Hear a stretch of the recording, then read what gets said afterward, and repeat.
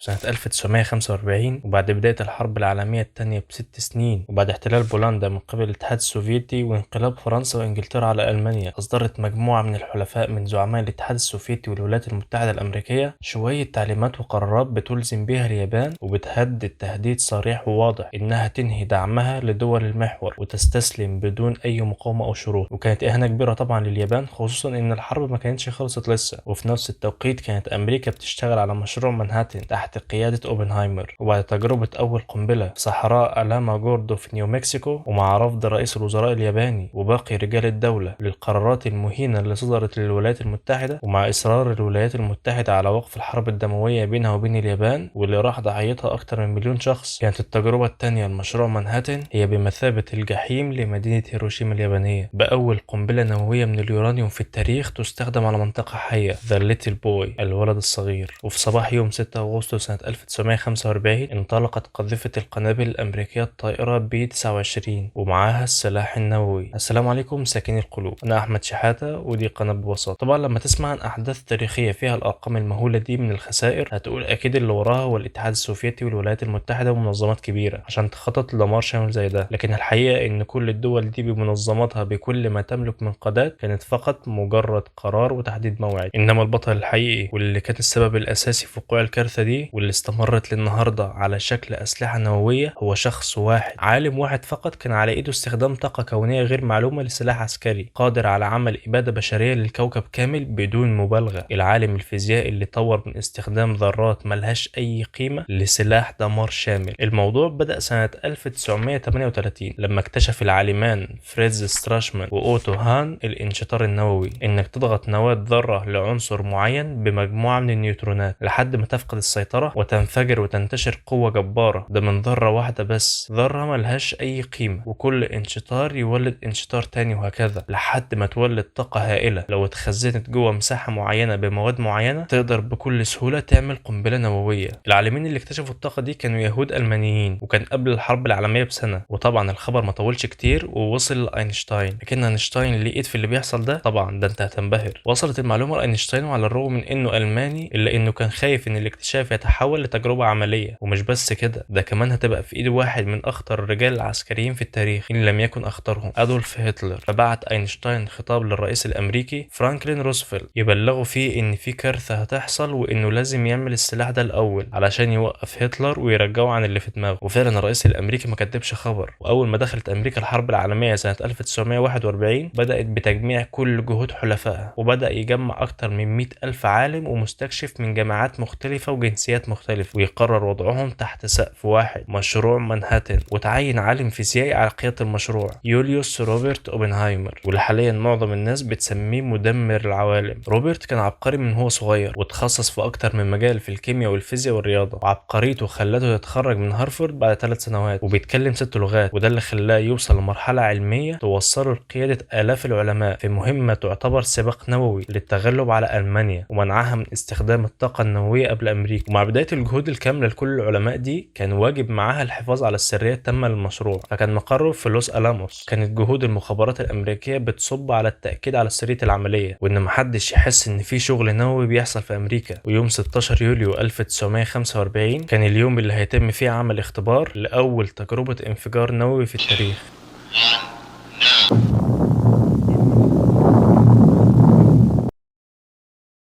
وأول ما أوبنهايمر حضر وشاف اللي حصل واتسجلت ردة فعله الشهيرة لما قال: Now I am become death, the destroyer of worlds. الآن أنا الموت مدمر العوالم. ده غير إنه كان بيحكي عن ردود أفعال العلماء اللي كانوا معاه، واللي منهم كان بيضحك واللي كان بيبكي، لكن العامل المشترك اللي ما بينهم هو إنهم بالإجماع رافضين استخدام سلاح زي ده على البشر، وإنهم ندمانين إنهم شاركوا في تجربة زي كده. لكن القرارات الأمريكية كانت حاسمة، وبعد اختيار أكتر من مدينة يابانية وكان منها هيروشيما واللي تم اختيارها علشان الحيوية والحركة اللي فيها، وبيوتها كان فيها أجزاء كتير من الخشب عشان تسهل عملية الاحتراق، ده غير إنها محاطة بمجموعة جبال عشان عشان اثار الانفجار ما تخرجش بره المدينه وترجع اثاره تاني لنفس المكان. بعتت الطيارات الامريكيه طيارات استطلاع عشان تتاكد ان حاله الطقس والجو مناسب لبدء العمليه، ومن سوء حظ مدينه هيروشيما فالجو كان مناسب جدا. لاحظت اليابان وجود طائرات امريكيه جايه من ناحيه الجنوب، لكن ما عطوش اهتمام كبير لانهم فوق منطقه سكنيه، وكانوا 3 طيارات فقالوا انها موجوده لمجرد الاستطلاع بس مش اكتر. وبعد دقائق من الاستطلاع ودقت الساعه 8:15 بتوقيت هيروشيما، فتحت البي 29 ابواب الجحيم وهي بتحمل القنبله ذا ليتل بوي المصنوعه من اليورانيوم من مسافه حوالي 600 متر. ومع ان القنبله كانت بتحتوي على 64 كيلو من عنصر اليورانيوم، الا ان الانفجار ما تمش الا ب6 جرام فقط منه، وما كملتش 40 ثانيه لحد ما بدأ التفاعل النووي المتسلسل من نيوترون واحد بس وتنفجر بعدها القنبله. في البدايه انطلق منها كميه مهوله من الاشعاعات والاشعه زي اشعه جاما واشعه اكس والاشعه تحت الحمراء وضوء قوي جدا، وارتفعت معاه درجه الحراره في المكان علشان توصل ل 4000 درجه مئويه. حرفيا النار مسكت في كل شيء في المكان، ما فرقتش بين بشر او جماد او حيوان. وبعد اجزاء من الثانيه انطلقت موجه صدميه بسرعه الصوت عشان تدمر اي حاجه تيجي في طريقها من غير اي رحمه، وتاخد معاها 70,000 بني ادم في لحظه الانفجار، واتصاب زيهم ومات منهم عدد كبير جدا بسبب اثار الاشعاع النووي اللي انتشر في الجو واللي سبب سرطانات وتشوهات مميته في خلايا الجسم. ولو فاكر انها وقفت عند كده، احب اقولك ان اليابان لسه بتعاني دلوقتي من مخلفات الاشعاعات النوويه دي والتشوهات اللي بتسببها في الجينات والخلايا بتاعتهم. وتحملت اليابان خسائر حوالي 70% من مدينه هيروشيما، واللي مفيش دوله تقدر تستحمل كم الخسائر دي. ورغم كل اللي حصل وكميه الخسائر دي، استقرت اليابان على قرارها برفض الاستسلام، ووصلت الاخبار لاينشتاين كان مصاب بالخيبه ومحمل نفسه مسؤوليه اللي حصل، لكن في نفس الوقت كان اهم حاجه عنده انها ما تقعش في ايد هتلر، لانه وقتها ما كانش الموضوع هيقف على 100,000 شخص او غيره، ده كان هيتحدى بيها العالم كله. وكانت القضيه ممكن لكسر صمود اليابان بعد 3 ايام فقط من انفجار هيروشيما بالقنبله الذريه الثانيه في التاريخ ذا فات مان الرجل البدين. وخرجت 4 طائرات ومعاهم القنبله المصنوعه من البلوتونيوم متوجهين لمدينه ناجازاكي، واترمت القنبله من ارتفاع 469 متر، وبعد ثواني بتصطدم القنبله بارض المدينه عشان تكرر اللي عملته اختها وتتسبب في مقتل 80,000 بني ادم. واستمر التخطيط لرمي اكتر من قنبله بعدها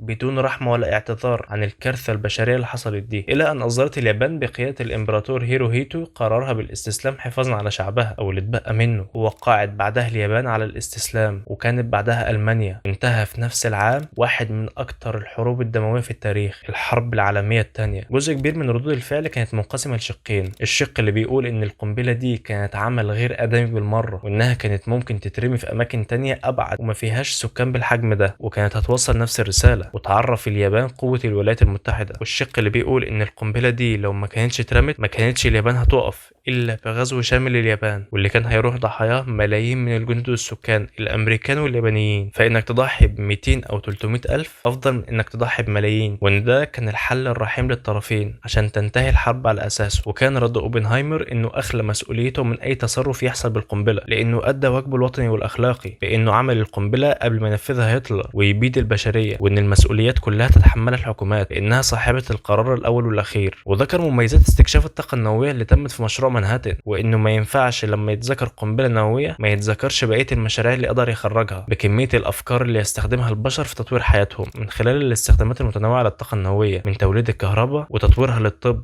من خلال اشعه الرنين المغناطيسي، وفي الزراعه في اباده الحشرات، ده غير استخدامات تانية كتير بنستكشفها كل يوم والتاني. تخيل يا صديقي عالم عملاق زي اوبنهايمر بعد الانجازات اللي عملها دي كلها للولايات المتحده واشرافه على مشروع انهى بيه على الحرب العالميه بفوز امريكا، هل الراجل ده ممكن يجي عليه يوم ويتقال عنه جاسوس او انه خاين؟ الحقيقه ان ده حصل فعلا. في سنه 1949 نجح الاتحاد السوفيتي في بناء اول قنبله نوويه خاصه بيه، وعرف وقتها الامريكان ان سر القنبله النوويه بقى في ايد واحد من اكبر اعدائهم، وانهم لازم يكونوا سابقينهم بخطوه حتى لو ده هيكلفهم كل شيء. وفعلا بداوا بعمل القنبله اللي تقدر تساوي قنبله ذا ليتل بوي 700 مره، القنبله الهيدروجينيه. وطبعا في عمليه زي دي مين غيره يشرف عليها؟ اوبنهايمر. لكن بعد ما عرف اوبنهايمر خطر المشروع ده رفض انه يتنفذ، وقال انه مش هيشارك فيه وانه عمل غلطه ومش هتتكرر، لانه وقتها دي مش هتبقى قنبله تقضي بيها على مدينه او بلد، ده هيكون سلاح اباده بشريه بمعنى الكلمه. وبعد رفض اوبنهايمر للمشروع تمت اقالته من منصب الاشراف واتهامه بانه جاسوس وانه كان بيخون وطنه مع واحده من الحزب الشيوعي، وتحول من عالم خادم لوطنه لخاين ومحظور عليه معرفه اي تطورات نوويه بتحصل. ومع ذلك استمر الأمريكان في إكمال مشروع القنبلة الهيدروجينية، وتم الانتهاء من المشروع سنة 1952 بإنتاج أول قنبلة هيدروجينية في التاريخ على يد بقية العلماء اللي كانوا في المشروع. شخص واحد بفكرة واحدة ممكن يبني على إيده طاقة تحيي البشرية كلها، أو يحطها في إيد حكومات معينة تستخدمها كسلاح يبيد البشرية كلها. عاوزك تقولي رأيك في الكومنتس، وتشترك في القناة لو لسه ما اشتركتش، ولو انت مكمل معايا لحد دلوقتي فانت بطل من الأبطال. اشوفك في فيديو تاني، سلام.